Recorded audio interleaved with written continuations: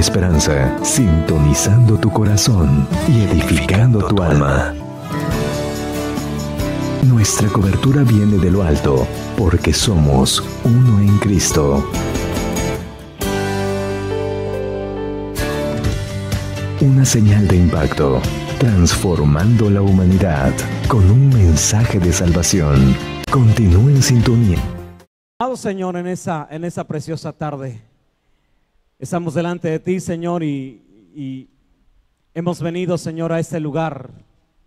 Hemos venido, Señor Jesús, con el único anhelo, con el único propósito, Señor, de recibir una palabra de dirección, de recibir una palabra de instrucción, de recibir una palabra de consuelo, de recibir una palabra de fortaleza, Señor. Padre, cada familia, Señor, que está ahí en casa, Señor Jesús, yo te pido, Señor, que tú les des esa dirección, Señor, y que ellos puedan en esta tarde estar atentos a tu palabra, en el nombre de Jesús. Amén y amén. El día domingo anterior, y hemos estado hablando el domingo anterior acerca de una de las guerras finales que la iglesia está teniendo en estos últimos tiempos para la iglesia, no para el mundo. Eso ya lo hemos explicado. Si hay algunas cosas que usted no entiende, tiene que ver el primer video y usted va a entender. Y los que vieron el primer video y no lo entendieron, yo les dije que iban a entenderlo en el segundo video, en la segunda parte de Mateo, y vamos a estarlo viendo en esos días, el libro de Mateo capítulo 24, y le adelanto, va a ser 24 y 25. Y hemos puesto algunos escenarios, por lo menos 3 escenarios escatológicos que Mateo 24 encierra y habla. Habrá algunos más, pero por lo menos nosotros vamos a tratar estos 3 escenarios.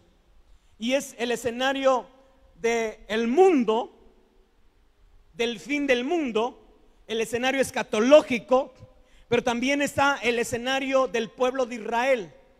Y muchas veces cuando nosotros no sabemos descifrar, cuando no sabemos separar un verso o a lo mejor hasta un párrafo de un texto, de un versículo, nosotros asociamos todo el versículo al mismo acontecimiento. Pero hay un acontecimiento que se llama el fin del mundo. Hay otro acontecimiento que se llama el pueblo de Israel. Y hay otro acontecimiento que se llama la iglesia. Y entre eso metemos el arrebatamiento, la parusia de la iglesia. Metemos ese acontecimiento, y yo veo entonces 3 escenarios. Y estamos viendo ahorita el escenario de la iglesia. Solamente en estas 2 predicaciones me he enfocado solamente en la iglesia. No estoy hablando de los últimos tiempos del fin del mundo. No estoy hablando del pueblo de Israel. Me estoy enfocando en el tema de la iglesia. La iglesia se le ha olvidado la encomienda. La iglesia no está siendo entendida en los tiempos. En estos días, de hecho, muchos se han cansado de escuchar el mensaje de Dios y quieren escuchar otra palabra que no sea esta palabra la que estamos predicando. Y muchos hemos dicho, ¿por qué no cambian de mensaje? Pero la encomienda, por lo menos en mi espíritu y en el llamado que yo tengo y en la asignatura que yo tengo para estos últimos tiempos de la iglesia, es dar el mensaje de preparación. Y no voy a cambiar el mensaje. Usted puede cambiar de transmisión, usted puede cambiar de tema, pero el tema de Dios es: la iglesia tiene que prepararse. Y estuvimos leyendo Mateo capítulo 24. Empezamos desde el verso 34, pero ahora, o verso 32, pero ahora nos vamos a ir al verso 36. Ya hablamos de que debemos de ser entendidos en los tiempos. Y si el domingo pasado usted oró y dijo: Señor, dame entendimiento, dame sabiduría, gloria a Dios, porque Dios se la va a dar o ya se la ha dado. Pero en el verso 36 dice la palabra del Señor: pero del día y la hora nadie sabe, ni aun los ángeles de los cielos, sino solo mi Padre. Pero Jesús está diciendo que del día y la hora nadie lo sabe, pero sí nos deja unas señales para antes de su advenimiento, del arrebatamiento de la iglesia. Y el verso 37 nos deja esta señal: mas como en los días de Noé, mas como en los días de Noé, así será la venida del Hijo del Hombre. Y tiene un punto. Y yo le voy a dejar de tarea que usted investigue cómo eran los días de Noé, aunque el verso 38 nos va a dar algunos puntos. Porque como en los días de Noé, antes del diluvio, estaban comiendo, bebiendo, casándose, dándose en casamiento, hasta el día en que Noé entró en el arca. Verso siguiente. Y mire lo que dice. Si la Biblia es de usted, subraya esta primera parte de la escritura. Y no entendieron. Y no entendieron. ¿De qué hablamos la semana pasada? De entendimiento, de percibir, de conocimiento. Dice: mas sabed, aprended de la higuera, cuando ya su rama está tierna y brotan las hojas. Y dice: sabéis. Pero el verso 39 me está diciendo: no entendieron, hasta que vino el diluvio y se los llevó a todos. Así será también la venida del Hijo del Hombre. Entonces estarán dos en el campo, el uno será tomado y el otro será dejado. Dos mujeres estarán moliendo en un molino, la una será tomada y la otra será dejada. Hasta ahí nada más. Quiero hablar acerca de la asignatura de la iglesia para estos tiempos. Vuelvo a repetir: hoy podríamos salir a las calles, y no está mal, quiero que no me malinterprete y no use solamente esa parte del video para poder sacar algo fuera de contexto. Pero hoy podríamos salir a las calles o a los hospitales y darle un abrazo a los familiares, a los dolientes, y decirles: estamos con usted. Podríamos hacerlo, vuelvo a repetir, no está mal, pero ese no ha sido nuestro trabajo. La asignatura que nosotros tenemos como iglesia en ese tiempo es: id y predicad el evangelio a todo el mundo. Mateo capítulo 28, versículo 19. Jesús le dijo a sus discípulos: id y predicad el evangelio a todo el mundo.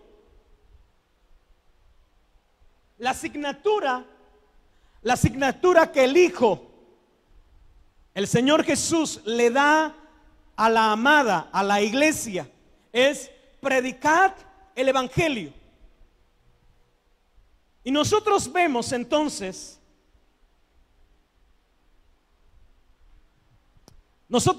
que esa fue la asignatura a los apóstoles, y usted puede decir que eso solamente fue para ellos. Pero cuando nosotros leemos el libro de Apocalipsis o el libro de Revelación, como usted lo tenga en su Biblia, en solamente el capítulo 2 y capítulo 3, Dios le da el mensaje a las iglesias.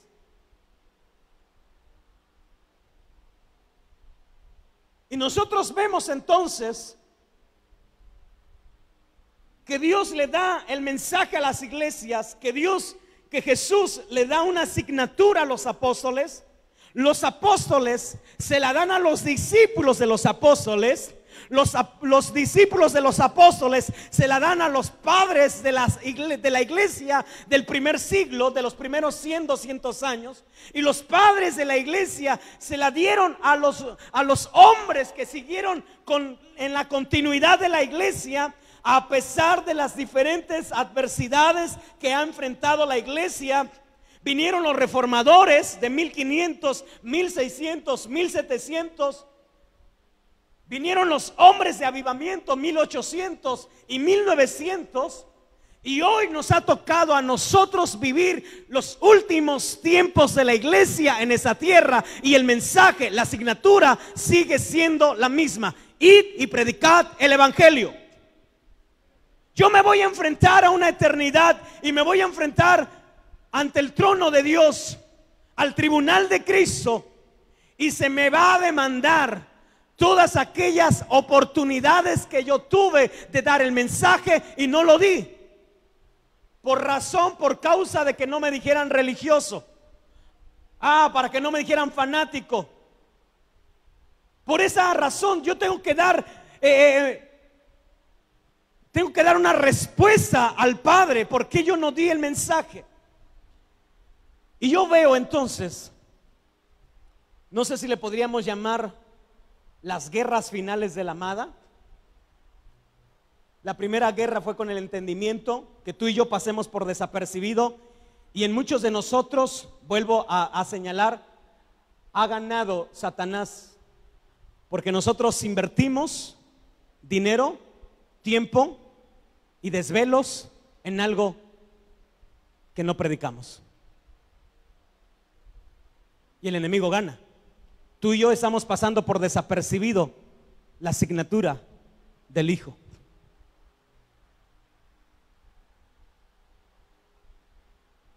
A la iglesia se le dieron cartas, y una carta lleva un mensaje, y ese mensaje se tiene que dar tal cual como se recibe.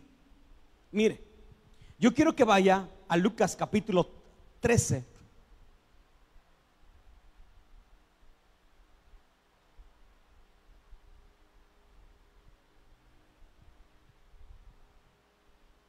Vaya conmigo al libro de Lucas capítulo 13, versículo 34.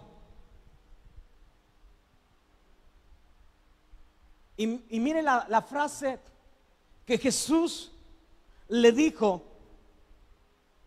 a Jerusalén: Jerusalén, Jerusalén, que matas a los profetas y apedreas a los que te son enviados. ¿Cuántas veces te quise juntar a tus hijos como la gallina sus polluelos debajo de sus alas? Y dice, y no quisiste.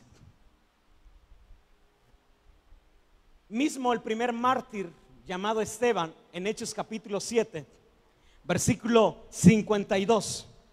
Miren lo que dice la palabra del Señor.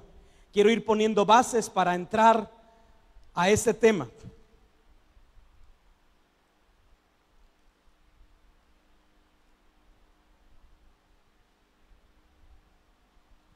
Y dice, hace una pregunta Esteban: ¿a cuál de los profetas no persiguieron vuestros padres y mataron a los que anunciaron de antemano la venida del justo, de quien vosotros ahora habéis sido entregadores y matadores?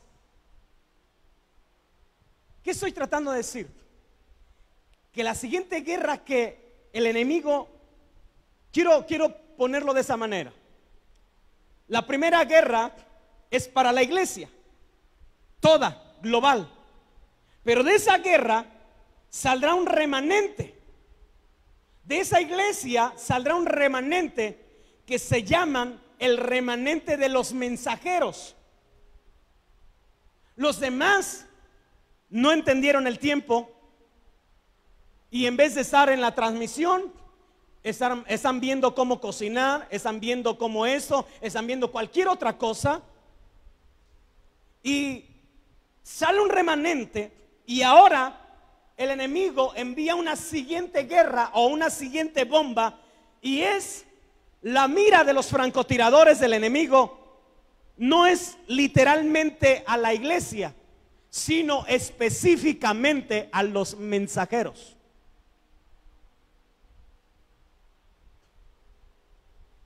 Y hoy los mensajeros, y cuando hablo de mensajeros no me estoy refiriendo a los mensajeros de púlpito, porque mensajeros de púlpito abundamos, hay muchos, sino a los mensajeros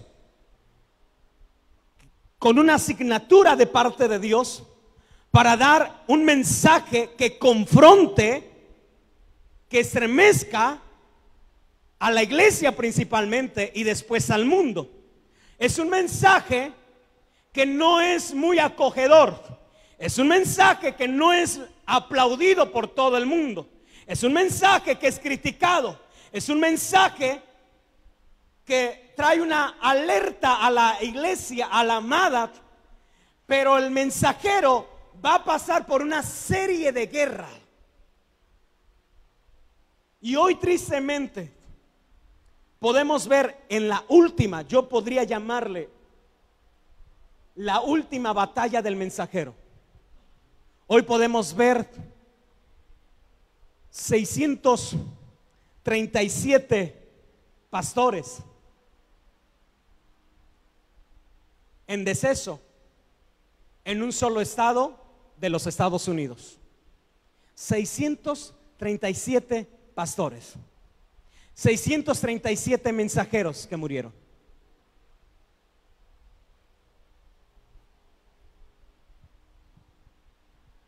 Hoy estamos orando por una lista de pastores de nuestra ciudad que están teniendo una guerra, que están enfrentando una guerra que probablemente su iglesia, las ovejas que Dios le puso en asignación, no estén entendiendo la guerra que está teniendo su pastor. Y para ellos sea una simple enfermedad, ya pasará. Pero el mensajero está teniendo una guerra letal, campal, colateral, porque no solamente enfrenta una guerra en su físico, sino en su casa mismo. Hijos, esposa, enfermos, tirados, sin economía, sin gente que venga y le diga: pastor, ¿cómo estás? ¿Qué necesitas? Y donde los tres enemigos de los finales de esta temporada, que fueron asignados por el infierno para trabajar arduamente, que se llama miedo, ansiedad y depresión, están trabajando en la casa del mensajero.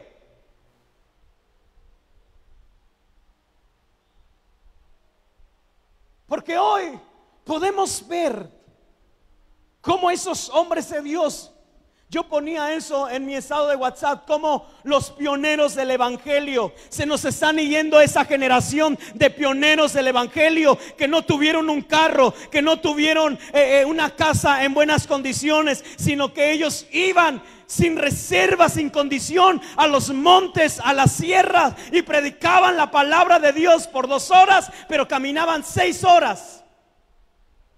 Y hoy se están yendo sin que la iglesia se despida de ellos, sin que su propia familia, parece que se cumple lo de Isaías capítulo 25, que ni a sus muertos llorarán. No se les permitirá que lloren a sus muertos. Y esos pioneros del mensaje, esos mensajeros, están en deceso, porque hay una guerra que se llama la guerra del mensajero.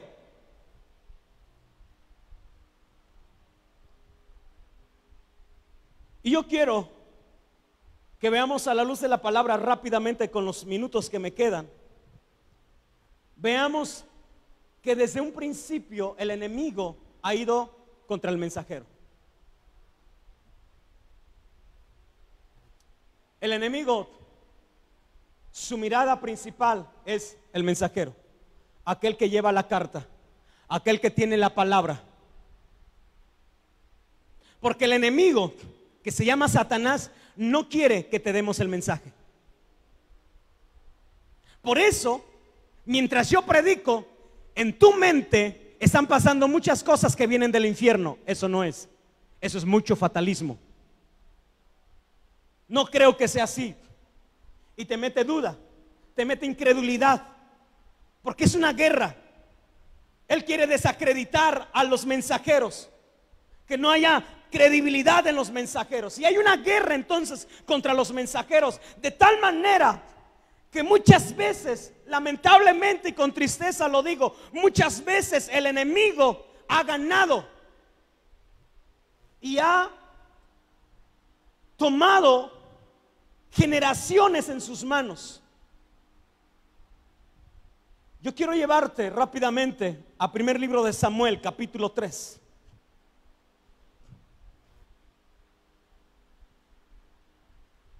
Los que tenemos conocimiento de Biblia ya sabemos de qué se trata esta historia. Y esa historia se trata de una temporada del pueblo de Israel que estaba en decadencia. Yo me imagino, si le doy una personificación a la gloria de Dios, yo me imagino a la gloria de Dios haciendo esto. Arreglando maletas, porque se va. Mira lo que dice el versículo 1. El joven Samuel ministraba a Jehová en presencia de Elí, y la palabra de Jehová escaseaba en aquellos días. No había visión con frecuencia. Yo te quiero leer una versión. El joven Samuel estaba al servicio del Señor con Elí. En aquel tiempo, miren lo que dice esa versión, era raro oír la palabra de Dios, y las visiones no eran frecuentes. Algo estaba sucediendo en el pueblo de Israel, que la gloria de Dios empezó a hacer maletas, empezó a tomar sus cosas y dice: yo me marcho de este lugar, porque los mensajeros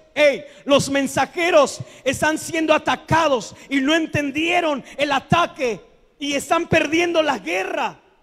De tal manera que tú tienes que leer el contexto y el antetexto.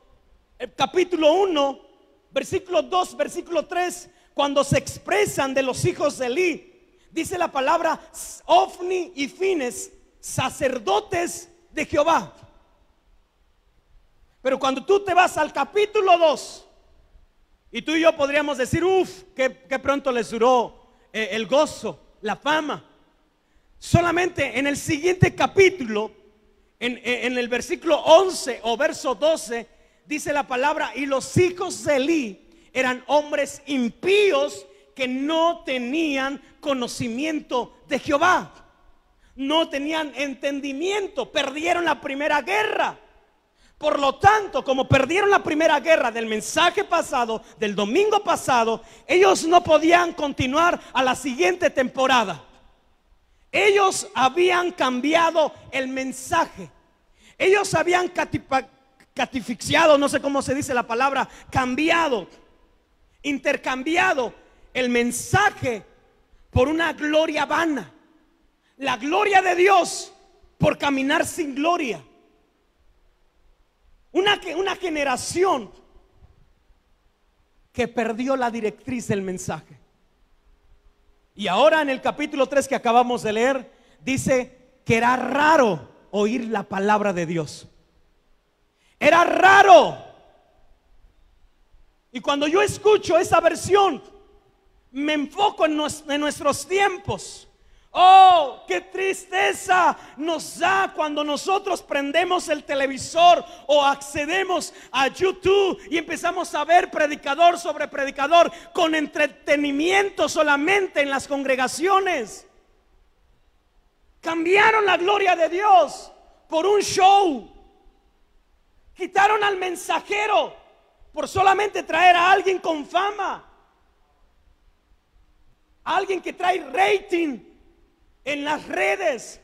Y quitaron a los pioneros, porque esos son aburridos, porque esos siempre nos hablan de condenación, porque ellos siempre nos hablan del infierno. Y nosotros queremos saber de la prosperidad.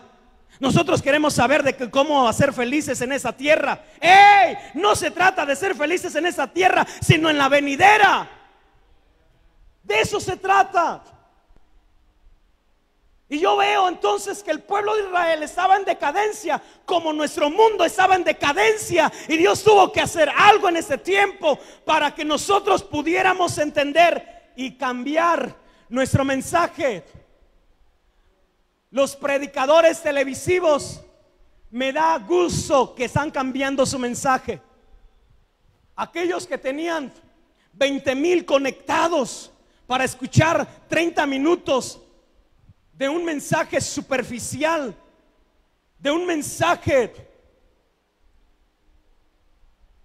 que no era el mensaje de Dios. Ahora estos hombres televisivos están cambiando el mensaje por el mensaje verdadero.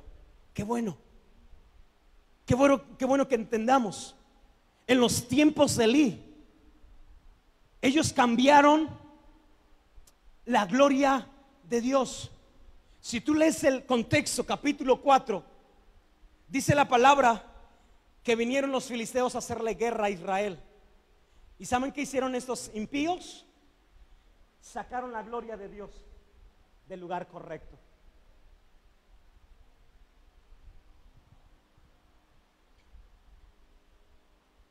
La guerra la perdieron. Es lo peor que nosotros podemos hacer, sacar la gloria de Dios.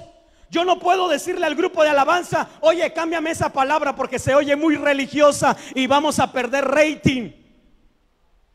No se trata en ese tiempo de tener un rating. No se trata de ser el predicador más popular del tiempo. No, seguramente nos van a odiar por el mensaje.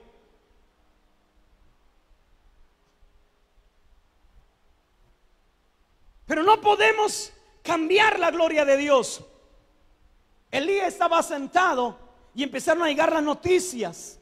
Y una de las noticias fue: Israel está perdiendo y tus 2 hijos, Ofni y Fines, han muerto. Y la gloria de Dios, la presencia de Dios, el arca del pacto, mira, ha sido capturada por los filisteos. Y dice la palabra que Elí, porque eso representa una terminación de temporada, Elí cayó y se desnucó. Hubo una separación del cuerpo con la cabeza, porque vendría una cabeza nueva, Samuel. Un hombre que ministraba en la presencia de Dios. Un hombre que era entendido en los tiempos de Dios. Y como era entendido en los tiempos de Dios, sí podía continuar con el mensaje. Y dice la palabra que una de sus nueras de Elí estaba embarazada, dio a luz y le puso por nombre Cabot. Y Cabot, traspasada es la gloria, porque Cabot representa gloria y Cabot es sin gloria. Y vemos una generación sin gloria. ¿Qué final de esa generación?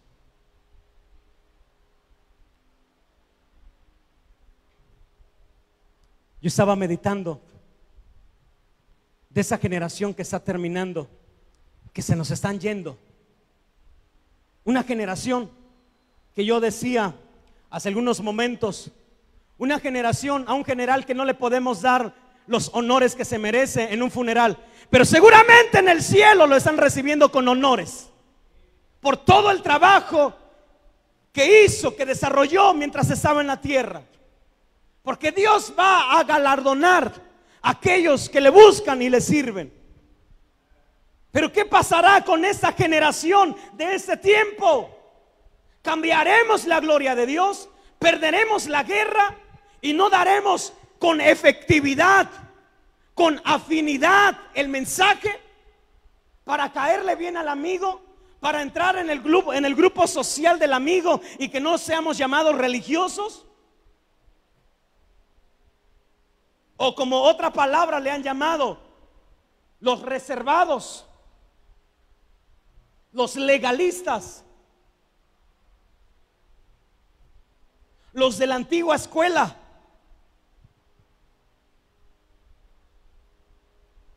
¿Qué pasará con esa generación?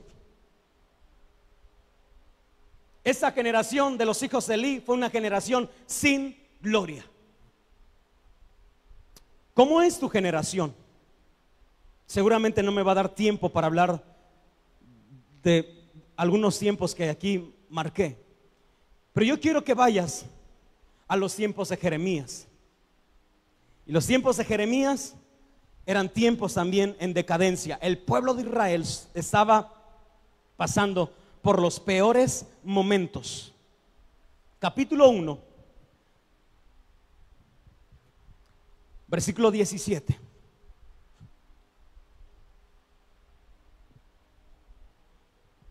El antetexto es de que Jeremías ha sido asignado para dar un mensaje, es un mensajero. Y Jeremías dice: soy niño, Señor. Y Dios le dice: no digas que tú eres niño. Y el verso 5 que todos conocemos, que dice: yo te conocí, yo te formé, yo te santifiqué, te di por profeta a las naciones. Y ahora en el verso 7 le está diciendo: tú pues, ciñe tus lomos, levántate y háblales todo cuanto te mande. No temas delante de ellos, para que no te haga yo quebrantar delante de ellos. ¿Sabe cuál es nuestra asignatura? Hablar lo que Dios nos pone en nuestra boca.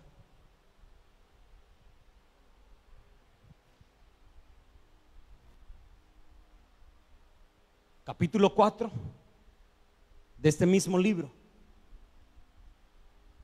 El pueblo de Israel estaba pasando un tiempo de idolatría. Cambiaron la gloria de Dios por la idolatría.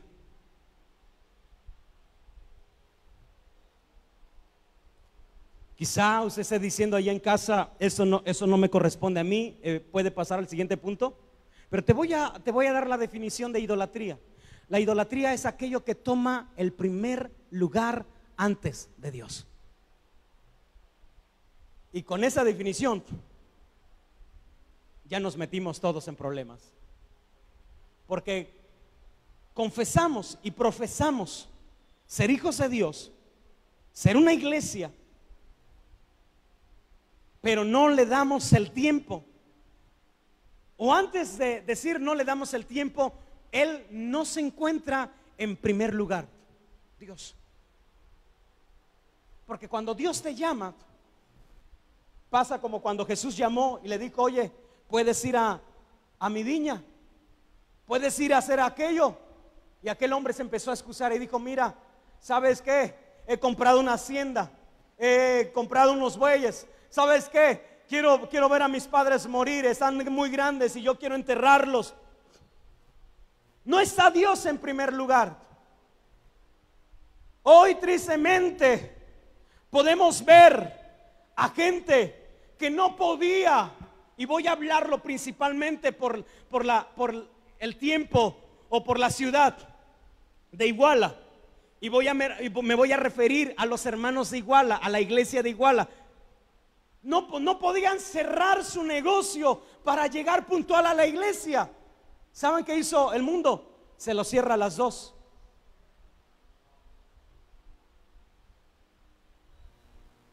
El problema es que usted no puede venir a la iglesia. Ahora cierra temprano y está sin hacer nada en casa, pero no puede venir a la iglesia y se siente feo.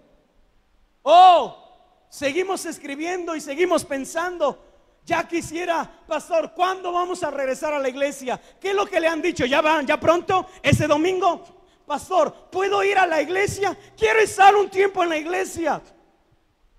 No pusiste a Dios en primer lugar. Porque aquel que pone a Dios en primer lugar, no quiero decir que no extraña a la iglesia, sí la extraña, pero la iglesia, la presencia está con él donde quiera que él ande.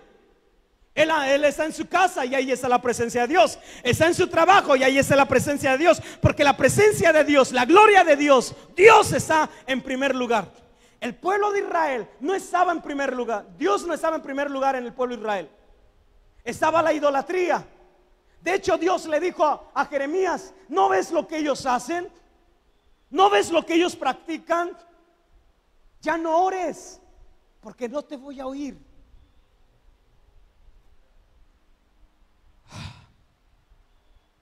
Vamos al capítulo 4, verso 12.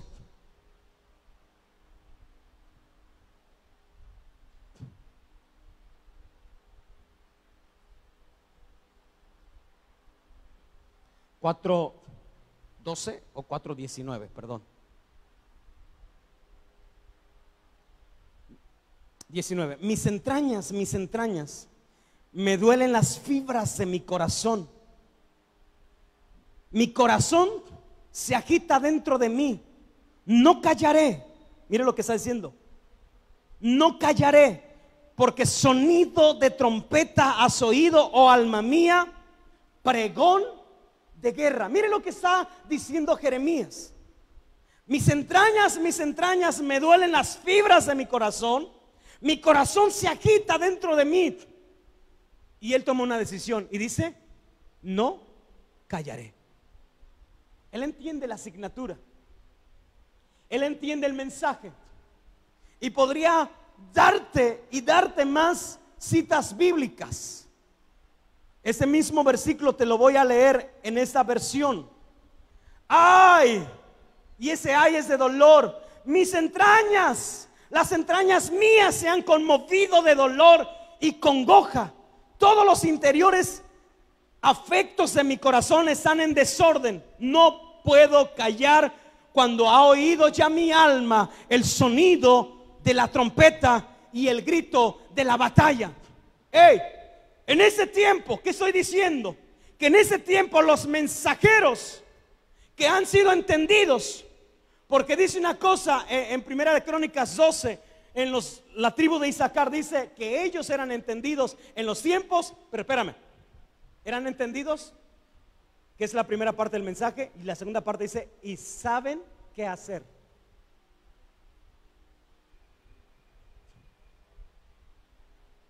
Y Jeremías está diciendo: este es un tiempo de guerra.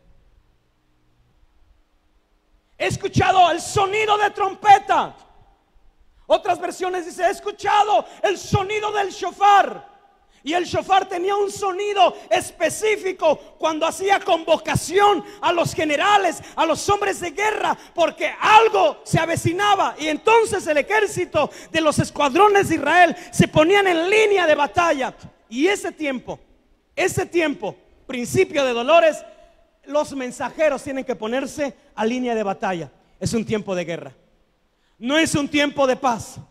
No es un tiempo donde tú y yo debemos de estar viendo películas y películas, series y series de Netflix o Blim o no sé qué otra aplicación. No, este no es el tiempo de ver series, de ver temporadas. Este es el tiempo de estar de rodillas para escuchar el mensaje de Dios y pregonar.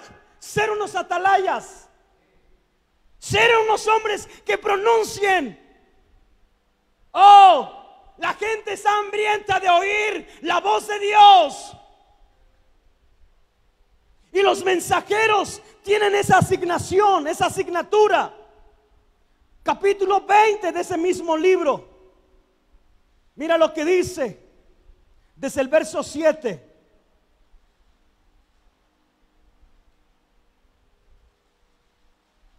Me sedujiste, oh Jehová, y fui seducido más fuerte. Más fuerte fuiste que yo y me venciste. Cada día he sido escarnecido, cada cual se burla de mí. Mira lo que estaba pasando Jeremías. Jeremías le llamaron el profeta llorón. Jeremías era odiado. De hecho, había un rey que se llama Sedequías. Y Sedequías decía que Jeremías era uno de los espías babilónicos. O sea, no era bien querido por la población, por el mismo pueblo. Y él dice en el verso 8: porque cuántas veces hablo, doy voces, grito, violencia, destrucción, porque la palabra de Jehová me ha sido para afrenta y escarnio cada día. Mire el verso 9, y dije, no me acordaré más de él, ni hablaré más en su nombre. Mire la guerra que enfrentan los mensajeros.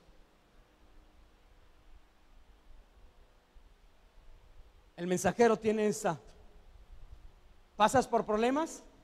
¿Estás llorando? Antes de que salgas al pueblo, lávate la cara, límpiatela y sonríe. Y da el mensaje.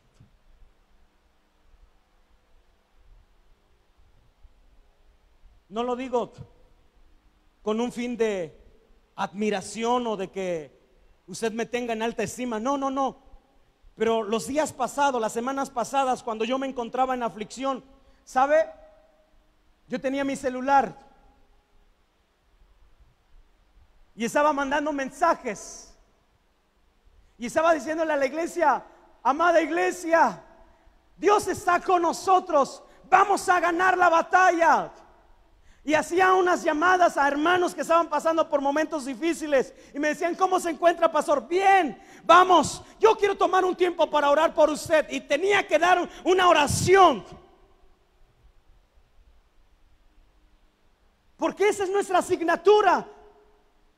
Pero por tiempos viene ese dardo del enemigo contra el mensajero. Escúchame, no contra cualquiera, contra el mensajero. Y le dice: tu servicio no ha servido de nada. Ya se olvidaron de ti. ¿A poco te han llamado?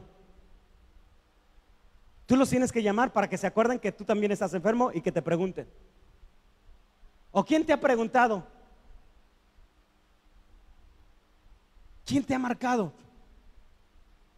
¿Quién se ha atrevido a venir a tu casa y decir: voy a poner mis manos sobre usted? No importa lo que pase. No vales nada. Mira tu familia. Tu familia es la que está aquí contigo. Dardos del enemigo. Vas a morir. Mira cómo vas a morir. ¿Crees que se van a acordar de ti? Ellos quieren salvar su vida en este tiempo. No se van a acordar de ti. Van a pasar las semanas y todas las ovejas se van a olvidar de ti. Dardos. No me acordaré más de él, ni hablaré más en su nombre. Pero dice: no obstante, había en mi corazón como un fuego ardiente metido en mis huesos. Traté de sufrirlo. Y que dice: no pude, porque oí la murmuración de muchos, temor de todas partes, que decían: denunciad, denunciémosle. Ese hombre solamente hablan mal. Este solamente cuando habla, nos habla de los fines, nos habla de guerras, nos habla, ese no tiene otro tema. Dios es amor. El Espíritu Santo es una palomita. ¿Por qué no nos habla de eso? Siempre está con mensaje duro. Siempre trae una espada desenvainada para tirarla a cuanto sea. No, no se trata de eso. Se trata de preparar a la iglesia y al remanente y a aquellos mensajeros que Dios les ha puesto un mensaje específico. Y yo quiero decirles a hermanos, pastores, consiervos: no cambies el mensaje. No cambies el mensaje. Este es un tiempo de preparación.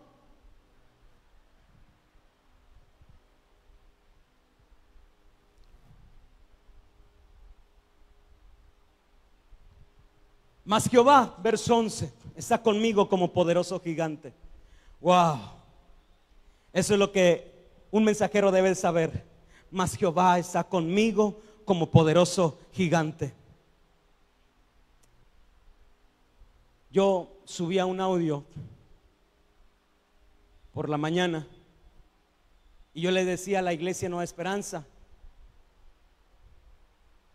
que hizo un eco en mi corazón esas palabras del nieto de un hermano que acaba de fallecer. Y el nieto dijo esto: nunca había visto a un hombre morir orando y cantando. ¿Sabes qué me hizo recordar? Esos días que yo estaba al filo de la muerte. Te digo la verdad, yo tuve miedo. Yo tuve miedo de enfrentar la muerte. Y ese varón, todavía lo fui a ver en vida. Le dije: vamos a orar, hermano. Y él me dijo: yo no tengo miedo a la muerte, porque sé en quién he creído y sé a dónde voy. ¡Wow! Y el nieto ahí diciendo: yo no he visto a nadie. Qué hermoso que fue su abuelo el que dijo esas palabras, porque marcó unas pisadas que el nieto las va a seguir. No rendirse, mas Jehová está conmigo como poderoso gigante. Por tanto, los que me persiguen tropezarán y no prevalecerán. Serán avergonzados en gran manera, porque no prosperarán. Tendrán perpetua confusión que jamás será olvidada. Esta generación de Jeremías fue una generación que se mantuvo firme. Fue una generación que entendió el tiempo. Y estoy hablando de Jeremías, no estoy hablando del pueblo de Israel. Estoy hablando de un mensajero que no perdió el mensaje. Lo metieron en la cárcel, lo metieron en una bóveda. ¿Y sabes qué? No perdió el mensaje. Salía y seguía hablando lo mismo. Como cuando al apóstol Pedro le dijeron: te vamos a soltar, pero cambia el mensaje, porque has trastornado la ciudad. Y Pedro dijo: ¿a quién voy a obedecer? ¿A las autoridades antes que a Dios o a Dios? Salió y siguió pregonando el evangelio. Gloria al Señor. Necesitamos hombres de este calibre. Necesitamos hombres mensajeros con el mensaje definido, que no titubee.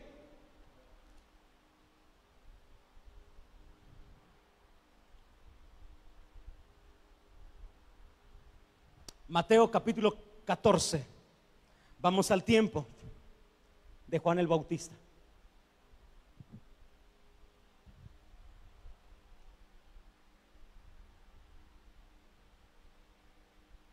Verso 8. Todos conocemos de Biblia, o la mayoría conocemos de Biblia. Y Juan el Bautista se preparó mucho tiempo para solamente servir 6 meses. Porque se dice que a los 6 meses del inicio del ministerio, de 6 meses después de Juan el Bautista bautizar a Jesús, a los 6 meses murió. Y a él se le llama voz que clama en el desierto. Aquel que vino a preparar el camino para el Mesías. Para ese tiempo, présteme atención, para ese tiempo, Dios el Padre necesitaba de un solo hombre que estuviera dispuesto a ser diferente en todo un mundo. Él no dijo: voy a querer una nación, voy a querer un pueblo. No, dijo un solo hombre. ¿Y sabes? Fue Juan el Bautista. Juan el Bautista fue un profeta diferente. Juan el Bautista fue un maestro, porque se le conoce que también Juan el Bautista tenía discípulos. Los discípulos de Juan el Bautista, en Lucas capítulo 11. Y entonces Juan el Bautista es el pregonero del Mesías. Es el que vino a preparar el camino. Y todo el mundo quería el deceso, la muerte de Juan el Bautista. Y dice la palabra, Mateo, capítulo 14, verso 8.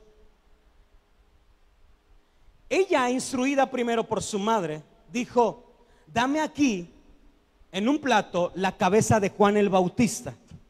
Entonces el rey se entristeció, pero a causa del juramento y de los que estaban con él a la mesa, mandó que se la diesen. Verso 10, y miren lo que dice: y ordenó decapitar a Juan en la cárcel. Wow. Un mensajero que se preparó muchos años. Nosotros podríamos decir 30 porque fueron los años de su vida. Para solamente servir 6 meses. Y su funeral no fue con honra. Su funeral no fue con honores. Su funeral no fue con una corona que dijera el pregonero o la voz que clama en el desierto o el profeta amado. No.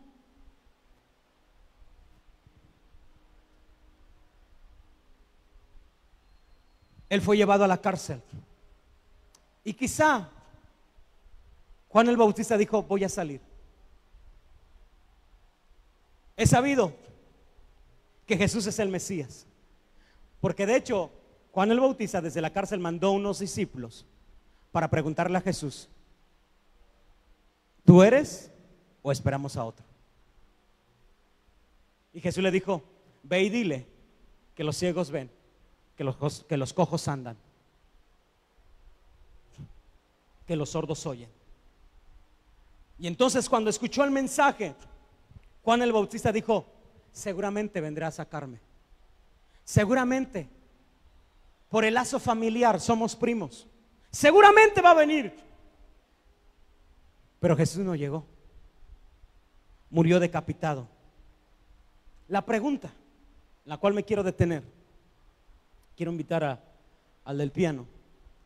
La pregunta es: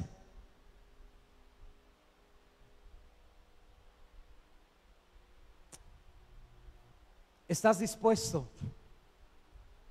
a entregar tu vida por Dios? ¿O a entregar tu vida por el Evangelio?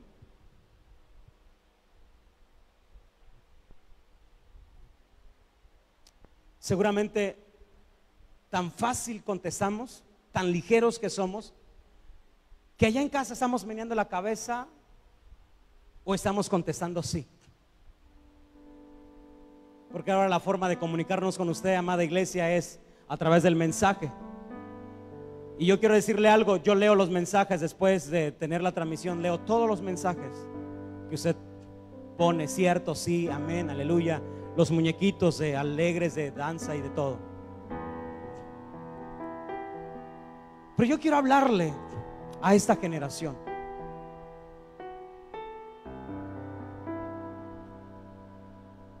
¿Estás dispuesto a entregar la vida, tu cabeza, por dar el mensaje? No me contestes. Pero si no estás dispuesto a dejar este mugre teléfono y esas redes, no estás dispuesto a desprenderte tu vida.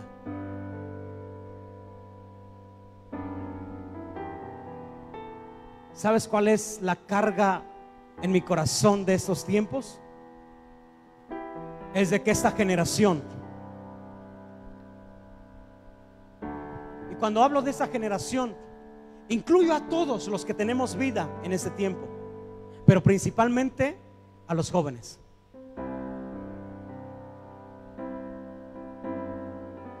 Si tú no estás dispuesto a morir,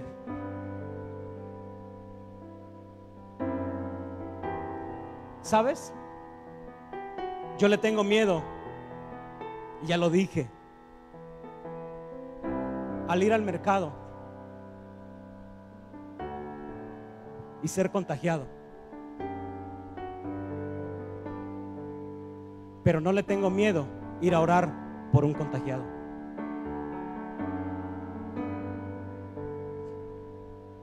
Yo le tengo miedo al entrar a una tienda donde haya aglomeración de personas y ser contagiado, porque ese contagio no fue en la línea de batalla. Pero no le tengo miedo el que alguien me hable y me diga: necesito su ayuda. Nadie quiere acercarse, nadie quiere hacerlo. Ahí no tengo miedo.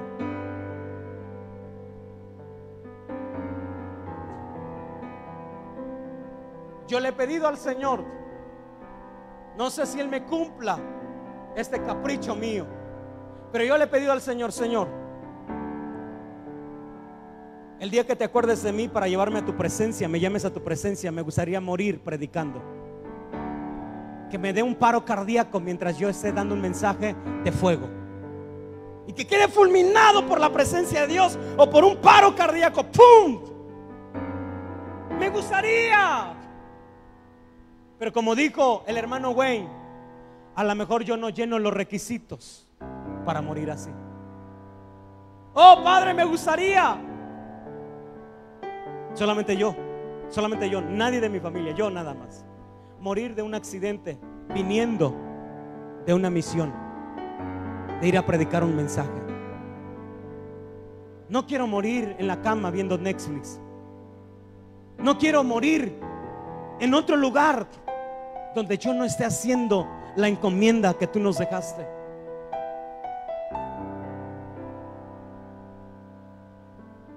Juan el Bautista estuvo dispuesto a dar su cabeza. ¿Sabes? ¿Sabes por qué? Ahora te voy a decir el por qué pidieron la cabeza de Juan el Bautista. Porque Juan el Bautista dio un mensaje de confrontación, de pecado, y le dijo: no es bueno que tú andes con la hermana de tu hermano, con la esposa de tu hermano. No es bueno. Y entonces el rey se enojó, y esta niña, instruida por su madre, le dijo: hey, se está diciendo que tú le pidas lo que quieras, que Él te lo va a dar. Pide la cabeza de Juan el Bautista. ¿Sabes por qué? Porque Juan el Bautista era un pregonero, era un mensajero radical. Traigo algunos otros tiempos. Quiero hablar del último tiempo, el tiempo de Jesús.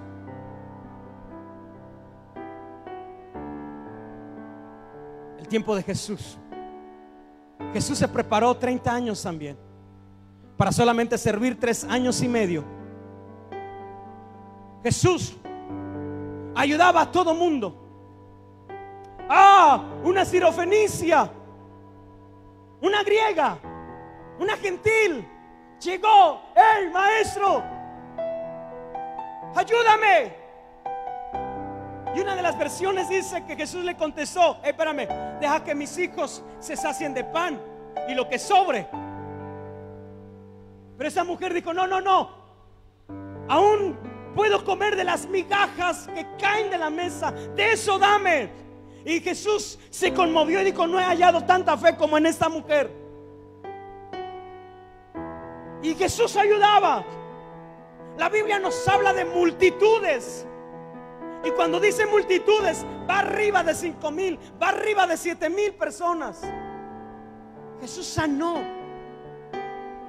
Tenía una fama Jesús de una manera que ningún hombre ha tenido esa fama. Pero ¿sabes?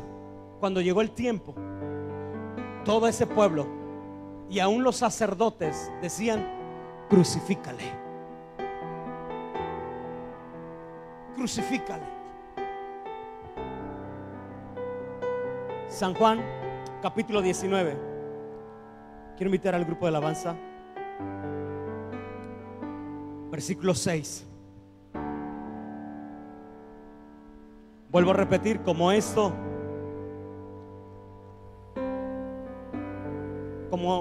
es una serie, no terminé esta segunda guerra del mensajero. Vamos a continuarla.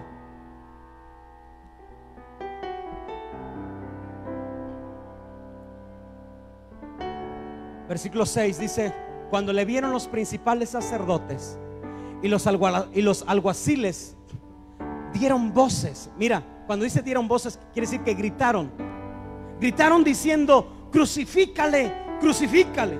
Pilato les dijo: tomadle vosotros y crucificadle, porque yo no hallo delito en él. Versículo 7.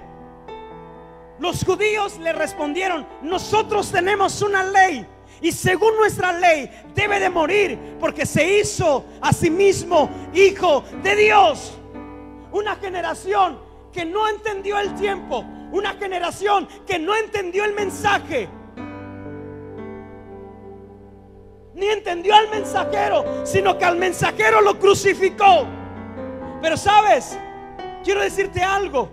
Jesús ya lo sabía, que su propio pueblo lo iba a crucificar, que su propio pueblo, que sus amigos, de entre sus amigos lo iban a negar, que entre sus amigos lo iban a vender. Jesús lo sabía. ¿Y sabes qué hizo Jesús en la última cena?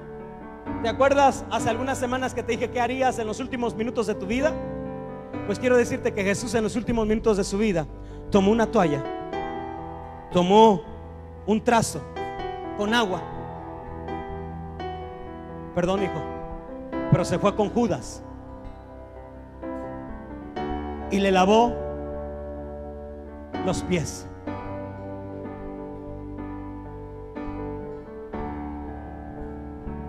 Sabiendo que él lo había vendido por 30 piezas de plata. Se fue con Pedro y le lavó los pies, sabiendo que lo iba a negar. Y así se fue con Tomás, sabiendo que él no iba a creer en la resurrección. Y se fue con los demás, sabiendo que se iban a apartar.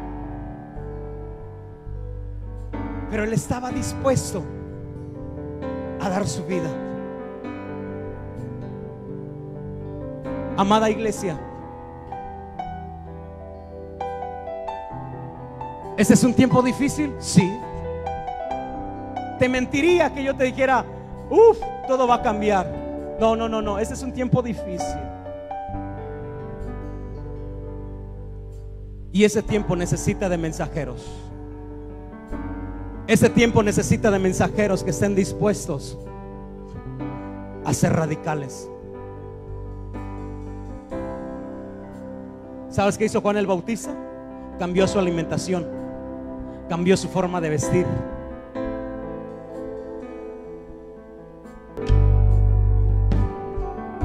¿Te vas a contagiar del virus? No me importa, voy a dar el mensaje, voy a dar el mensaje.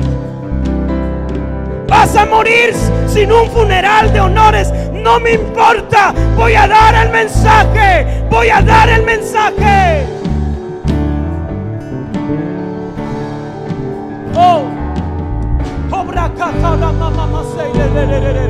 Busca un lugar donde hablar con Dios. Busca un lugar, busca un lugar, busca un lugar. No calles. No cierres tu boca. Tienes un mensaje específico. Pregona. ¿En qué se parece a los tiempos de Noé? Con eso termino. Que Noé construía un arca en obediencia a lo que oyó y a lo que vio. Porque el diseño se le dio, se le fue revelado. Nada lo hizo por su imaginación. No, Dios le reveló. Pero escúchame, préstame atención. No sé qué es esta cámara. No solamente construía un arca, sino que pregonaba, predicaba. ¿Y sabes qué pasaba? Sus amigos le dejaron de hablar por religioso, por loco. Seguramente hicieron algunos memes. El loco del arca. Y todo su mundo conocido gritaba: ahí viene el loco del arca. Haz un lado porque te va a predicar que va a caer el agua de arriba y que se va a inundar y que no sé qué. Y empezaban a decir: no, este está loco. Dice la Biblia, nadie creyó. El apóstol Pedro, en su segunda carta, en el capítulo 3, también dice que en ese tiempo habría burladores, que se burlan del advenimiento.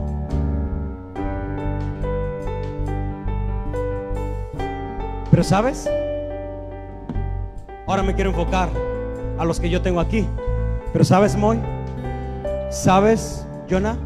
¿Sabes, Uziel, Uriel, Rodrigo, Isaac, Ezequiel? Dios nos ha llamado para ese tiempo, para pregonar. No cambies, no cambies el mensaje. Da el sonido de preparación para la guerra.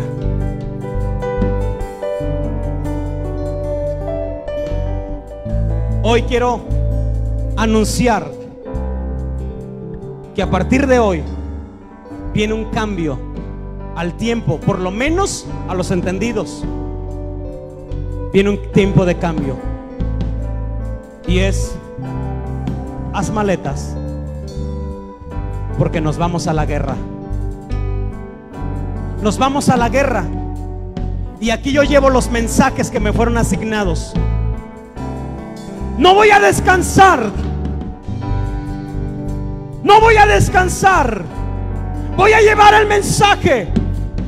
Voy a llevar la asignatura por el cual Dios me ha preservado con vida hasta el día de hoy. Es un tiempo de guerra. Es un tiempo de guerra. Porque el enemigo quiere destruir a los mensajeros. Amada iglesia, con los que estamos es suficiente para hacer la guerra en Iguala, para hacer la guerra en Zumpango, en Tasco, en Tomatal o el pueblo de Israel. En mi espíritu un ejército innumerable que se alinea. ¿Sabes? Porque no solamente estoy viendo tu persona, sino tu generación completa. Aquellos que todavía no son convertidos también se están preparando para el tiempo de batalla, porque vendrá un tiempo de oportunidad. Este es un tiempo donde la salvación correrá por las calles como el agua que corre cuando la lluvia llega. El tiempo de salvación correrá de tal manera que nadie la podrá detener. El vecino se salvará, la prostituta se convertirá, el drogadicto vendrá a los pies de Cristo. Oh, aquel ateo que no confiaba en Dios ahora está creyendo. Oh Jesús, oh Jesús, Jesús, Jesús.